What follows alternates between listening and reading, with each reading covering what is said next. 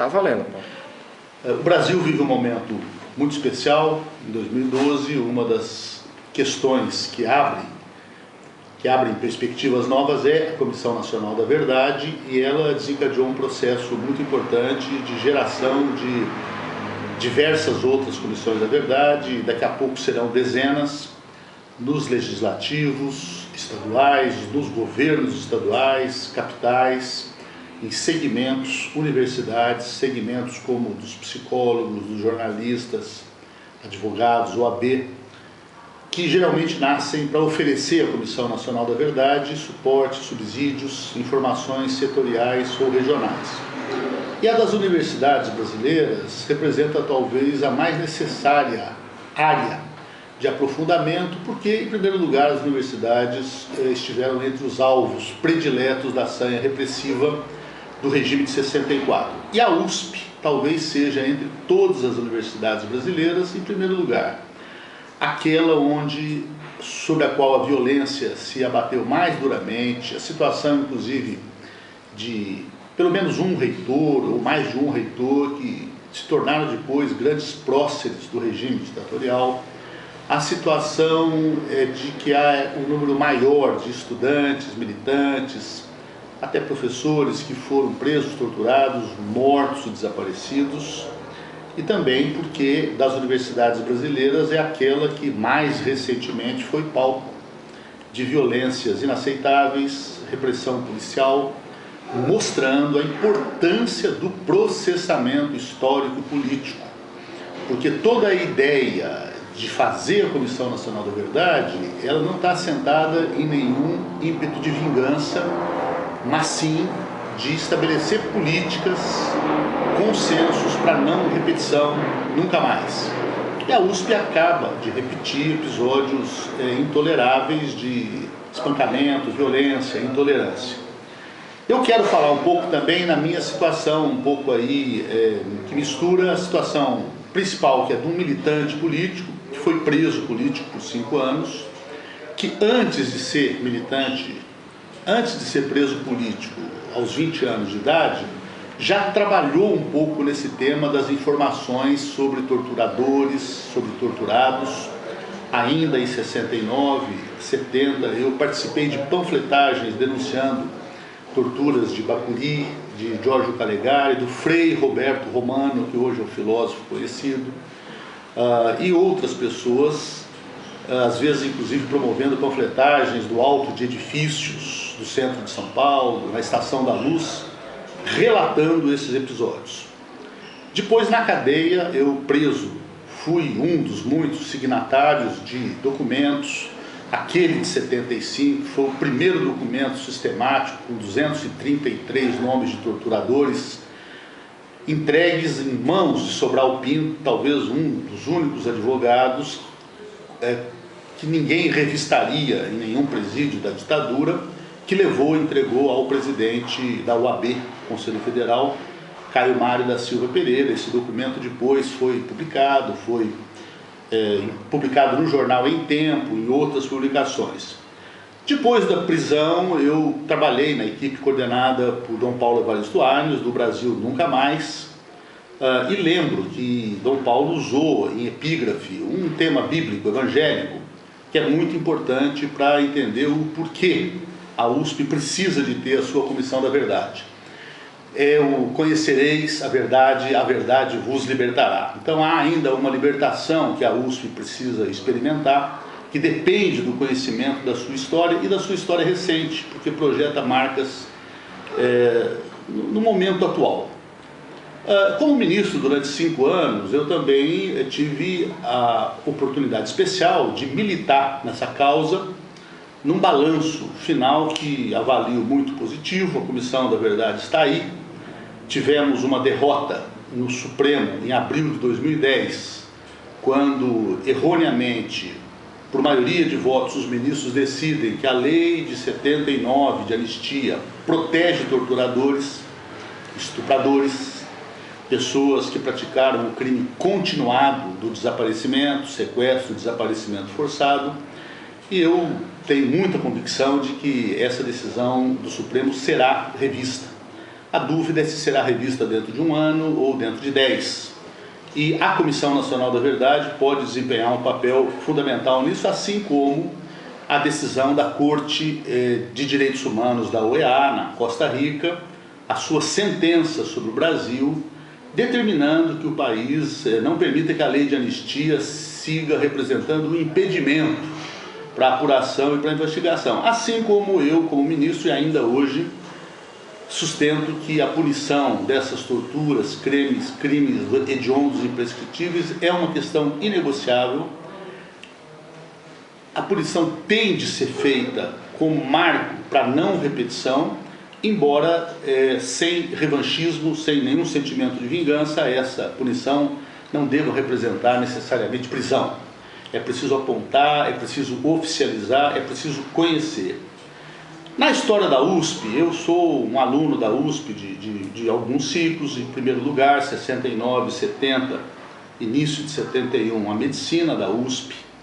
E da medicina da USP, a Comissão da Verdade terá de fazer um trabalho interessantíssimo, sempre no espírito não vingativo, mas de conhecer, de fazer aflorar, de conhecer o que houve.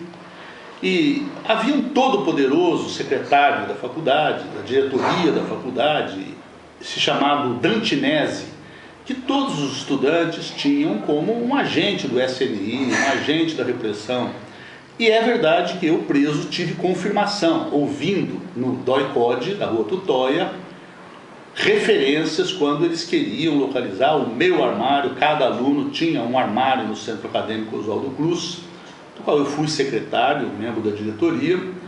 E também quando, 5 anos depois de preso, por determinação do juiz auditor da auditoria de guerra, havia uma determinação, obrigação que eu me matriculasse na Faculdade de Medicina como condição para a liberdade condicional.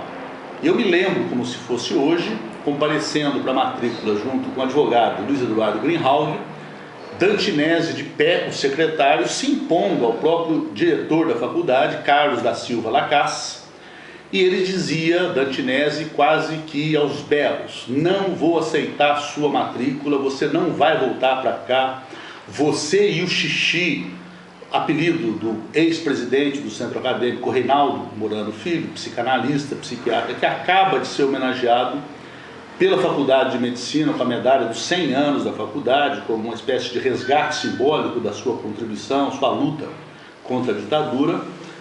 O Reinaldo continuava preso, foi solto mais de 1 ano depois. Nem você, nem o Reinaldo, nós não vamos aceitar de volta. O advogado Greenhalgh argumentou: mas doutor, é uma determinação judicial, eu vou voltar aqui com um oficial de justiça.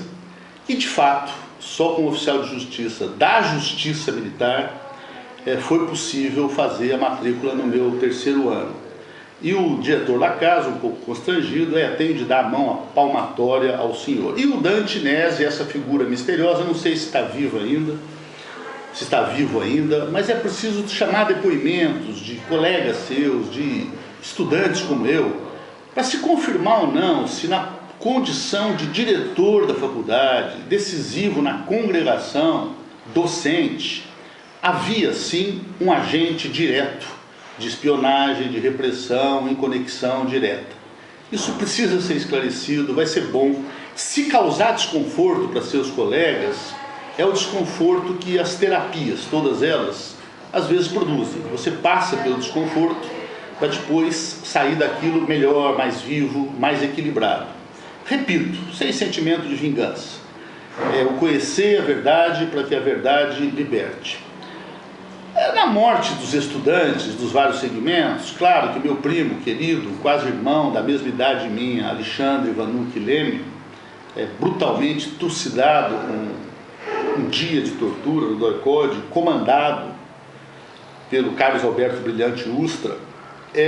Hoje o nome, Alexandre, é o nome do DCE da USP, e há dezenas, 40, 43, 45 estudantes da USP, alguns que já não eram mais estudantes, como Norberto Nering, desaparecido político, começava a ser professor da economia. E por último, quero registrar o episódio da ECA, onde eu também me formei em jornalismo. Mas na ECA, o que eu quero relatar, muito importante, e tem conexão com aquele primeiro livro negro sobre a repressão na USP, que já foi organizado e que é um fio de meada, é um bom começo para essa investigação, registrar a figura de Jair Borim, um querido amigo, jornalista, professor da ECA, acho que chegou a ser diretor do departamento de jornalismo, disputou a direção da faculdade como um todo. O Jair Borim, ele tinha tido um processo em 1964, sargento da aeronáutica que era, em Jaboatão, Pernambuco, ligado ao partido chamado Porte, uma pequena agremiação de origem trotskista. E ele tinha se desligado daquela militância, participou da formação, ele era economista também, primeira turma da ECA, se formou jornalista, se tornou professor de jornalismo na ECA, pessoa queridíssima, inclusive interessado na questão da agricultura, no café, tinha sua plantação de café, muito ligado ao José Gomes da Silva, pai de José Graziano, na fundação da ABRA, Associação Brasileira de Reforma Agrária. E o Jair Borim era um professor querido da ECA, já com uma mentalidade política, ideias totalmente afastadas daquele antecedente de 64, embora uma pessoa de esquerda, um militante contra a ditadura ainda. Em 72, no episódio de uma greve em que durante quase um ano os estudantes se opuseram a um diretor da ECA, se não me engano se chamava Manuel Nunes Ferreira, alguma coisa assim, e tinha um apelido de Maneco Salazar pela sua origem portuguesa. Esse diretor, ele então acabou localizando informações sobre os antecedentes de Jair Borim, denunciou, e Jair Borim foi para a prisão, ficou 2 anos preso. 1 ano comigo lá no presídio Romão Gomes, na zona norte de São Paulo, e eu termino para dizer que a Comissão da Verdade da USP, das universidades, ela terá como dos seus temas focos de maior importância a questão que a violência contra os estudantes, Alexandre, tantos outros, de qualquer maneira as outras comissões da verdade já estão levantando, levantarão, mas há uma especial da USP e é vinculada ao tema que Norberto Bobbio, discutindo a sua experiência no fascismo de Mussolini, fala que um dos maiores problemas das ditaduras, de todas elas, todas as ditaduras, todos os tipos de ditadura, é a corrupção que promove no caráter das pessoas. Então aí houve uma delinquência acadêmica, professores que disputavam contra outros professores, eram derrotados numa disputa de títulos ou num concurso, então recorriam à denúncia, muitas vezes anônima. No caso da medicina já tinha havido episódio de cassação de figuras de porte gigantesco como Luiz Hildebrando. Eu, como ministro, fui convidado para um ato na Faculdade de Medicina de homenagem, de uma espécie de reabilitação pela congregação da Faculdade de Medicina, dos vários.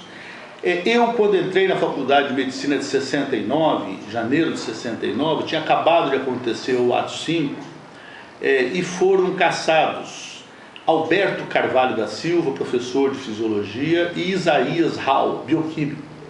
Pessoas que não tinham nenhuma militância política, de nenhum tipo, cientistas, absolutamente cientistas, e como todo cientista, independente, e geraram ciúmes.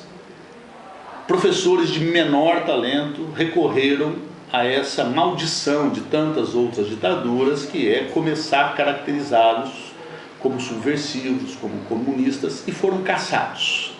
A minha estreia na Faculdade de Medicina como calouro era uma greve em protesto contra as cassações, que de mais a mais eram também a aposentadoria compulsória de Caio Prado, de Florestan Fernandes, de Fernando Henrique Cardoso, de Bento Prado Júnior e de muitos outros.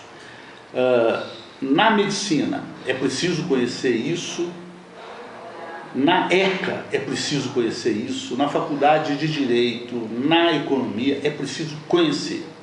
E a Comissão da Verdade da USP não pode ser estruturada por um ato verticalista em que o reitor, o conselho decide ela tende a ser pluralista, ela tende a aceitar a tensão da disputa democrática e incorporar de maneira equilibrada os 3 segmentos básicos: funcionários, estudantes, corpo docente, porque realmente são 3 segmentos que têm as suas memórias. Recorrer ao depoimento das pessoas que já mais idosas estão vivas, estudar os documentos e oferecer a possibilidade de, a partir daí sim, a vida acadêmica entrar num novo período, num novo ciclo histórico em que nunca mais esse tipo de convivência e de colaboração, a palavra colaboracionista foi fortemente usada no fenômeno nazista, na ocupação da Europa, esse colaboracionismo seja conhecido, não envolvendo, não há necessidade de ir atrás para punir, mas conhecer o famigerado decreto 477 e todas as outras expulsões, exclusões de professores, de funcionários como Ana Rosa Kuczynski Silva, tudo isso seja conhecido muito bem para garantir que a Universidade de São Paulo siga adiante como um instrumento de pesquisa, de conhecimento, de educação, de contribuição para a construção de um Brasil cada vez mais democrático, mais livre, mais justo e mais solidário.